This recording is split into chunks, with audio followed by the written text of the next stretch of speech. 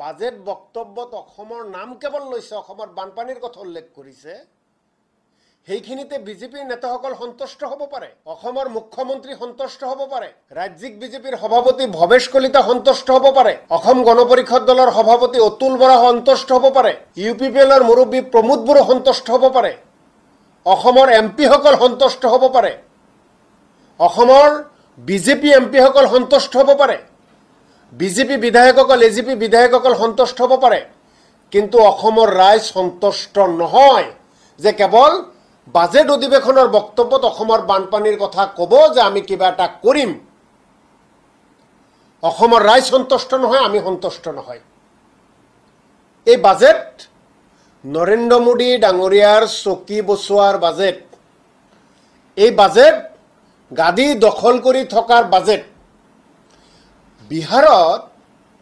বিহাৰত বানৰ কাৰণে 11,000 কোটি টকা দিব পাৰে, তাতকৈ বেছি দিব পাৰে, আৰু অসমৰ কথা মাত্ৰ উল্লেখ কৰিছে। ইয়াতকৈ আৰু অসমৰ কাৰণে দুৰ্ভাগ্যজনক কথা একো হ'ব নোৱাৰে। বাজেট দাখিলৰ দিনটো অসমৰ কাৰণে এটা কলা দিন। অসমক বঞ্চনা কৰিছে, প্ৰতাৰণা কৰিছে, অসমক ৰাম ঠগন দিছে নৰেন্দ্ৰ মোদী ডাঙৰীয়াৰ চৰকাৰখনে। কিমান মানুহ মৰিব লাগিব, বানপানীত কিমান মানুহ মৃত্যু হ'ল, কিমানৰ জীৱন সম্পত্তি নষ্ট হ'ল, কিমান হাজাৰ হাজাৰ কোটি টকা অসম লোকচান হ'ব লগা হ'ল এই বানপানীৰ কবলত পৰি। তাৰ পিছতো নৰেন্দ্ৰ মোদী ডাঙৰীয়াৰ চৰকাৰখনৰ প্ৰথম বাজেটত এটা ফুটা কৰিও নাই, এটা ফুটা কৰিও নাই। আমি যেতিয়া বানপানী হয় তেতিয়া আকৌ প্ৰধানমন্ত্ৰী আহিব লাগে, কেন্দ্ৰৰ মন্ত্ৰী আহিব লাগে, বিষয়াসকল আহিব লাগে, তেতিয়া অসমৰ বিজেপি বা অসমৰ বিজেপি চৰকাৰখনে কয় নালাগে, আমিয়ে যথেষ্ট, আমি আনিব পাৰিম। এতিয়া আমাৰ প্ৰশ্ন অসম চৰকাৰলৈ, অসমৰ বিজেপিলৈ, অসম গণ পৰিষদলৈ, কি কাৰণত বিহাৰত টকা দিলে, অসমক কি কাৰণত নিদিলে, তাক ৰাজহুৱাভাৱে অসমৰ ৰাইজক আপোনালোকে ক'ব লাগিব। এই যে অসমৰ লগত ইমান ডাঙৰ অন্যায় কৰিছে বিজেপি চৰকাৰখনে, ইয়াৰ বিৰুদ্ধে কিন্তু অসমৰ ৰাইজ থিয় হৈছে, আৰু ইয়াৰ বিৰুদ্ধে আমি লাগিব। A for আসাম বুলি কয়,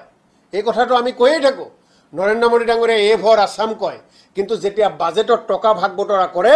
তেতিয়া অসমটোৰ নাম আহিলে সেইটো দূৰত গুচাই দিয়ে, তেতিয়া A for আসাম নহয়, A for অন্ধ্ৰ প্ৰদেশ হৈ যায়। A for অন্ধ্ৰ প্ৰদেশ হৈ যায়। A for মানে মেইন কথা অন্ধ্ৰ প্ৰদেশ বিহাৰ মানে গাদী বচোৱা। বিজেপিৰ এটা কথাই, তেওঁলোকক গাদী লাগে, তেওঁলোকক গাদী লাগে। কিন্তু অসম আজি এবাৰ ভাবকচোন, মই আজি বিজেপিৰ নেতাসকলক এবাৰ চিন্তা কৰিবলৈ অনুৰোধ জনাইছোঁ যে অসমে 1 টকা এটাও নাপালে, 1 টকা এটা নাপালে অসমে বানপানীৰ বাবে। বিশেষ পেকেজ নাই, বিশেষ ৰাজ্যৰ মৰ্যাদা কাটি দিলে। আমি যেতিয়া কওঁ নালাগে ৰাজ্যৰ মৰ্যাদা, বিশেষ ৰাজ্যৰ এনেই আমাক টকা দিব, ক'ত আহিল টকা অসমৰ কাৰণে? চৰম অন্যায় অসমৰ লগত। চাওক, যোৱাকালি সন্ধিয়ামানৰ পৰা খবৰ ওলাইছে আৰু এতিয়া নিশ্চিত হৈছে যে ব্যক্তিগত চিকিৎসালয়ত, ব্যক্তিগত হস্পিটেলত আয়ুষ্মান কাৰ্ডৰ জৰিয়তে বেমাৰীসকলে যে উপকৃত হয় সেয়া বন্ধ কৰি দিছে অসম চৰকাৰে। মই ব্যক্তিগতভাৱে অসমৰ প্ৰত্যেকজন ৰোগীয়ে চৰকাৰী চিকিৎসালয়ত চিকিৎসা সেৱা পোৱাটো বিচাৰোঁ, কিন্তু ৰোগী অনুপাতে এতিয়াও অসমত চিকিৎসক নাই চৰকাৰী হস্পিটেলত। ৰোগী অনুপাতে এতিয়াও চৰকাৰী হস্পিটেলত সিমান বিচনা নাই। ৰোগী অনুপাতে এতিয়াও ICU বেড চৰকাৰী হস্পিটেলত নাই। ৰোগী অনুপাতে এদিনত এটা হস্পিটেলে যিমান ৰোগী দেখিব পাৰে সিমান চিকিৎসক, নাৰ্ছ, ষ্টাফ এতিয়াও নাই, বা সিমান আন্তঃগাঁথনিও নাই। গতিকে ৰাইজে যেতিয়া চৰকাৰী চিকিৎসালয়ত এটা অপাৰেশ্যন কৰিবলৈ যায়, বিষত থাকিব নোৱাৰে বা বেমাৰত অসুস্থ হৈ যায়, চৰকাৰী হস্পিটেলত গ'লে তেওঁলোকৰ লাইনটো কমচে কম 15-20 দিন, 1 মাহ পিছত অপাৰেশ্যনৰ ডেট এটা দিয়ে। বা ক'ৰবাত যদি আল্ট্ৰাচাউণ্ডো কৰিব যায়, তথাপি এটা দীঘলীয়া লাইন তেওঁলোকৰ কাৰণে হৈ যায় যে আপুনি 1 সপ্তাহ 10 দিন পিছত আহক। তেওঁলোকৰ উপায় নাই, সিমানখিনি সুবিধা নাই, তাতে মেন পাৱাৰ নাই। গতিকে সেই সুবিধা ব্যক্তিগত হস্পিটেলবিলাকত গৈ ৰোগীসকলে পাই আছিল আৰু তাতে আয়ুষ্মান কাৰ্ড এইবিলাক দেখুৱাৰ লগে লগে তেওঁলোকক এটা নিৰ্দিষ্ট টকা তাত জমা হয় আৰু তেওঁলোকে সেই টকাখিনি তাৰ পৰা ৰেহাই পায় বাকী টকাখিনি ৰোগীয়ে বহন কৰে গতিকে চৰকাৰে এনেকুৱা এটা সিদ্ধান্ত লৈছে সিদ্ধান্ত লোৱাৰ আগত মই ভাবোঁ স্বাস্থ্য বিভাগে এটা অধ্যয়ন কৰিব লাগিছিল অসম চৰকাৰে যে এই সেৱা বন্ধ কৰাৰ লগে লগে আমি সম্পূৰ্ণ ৰোগীক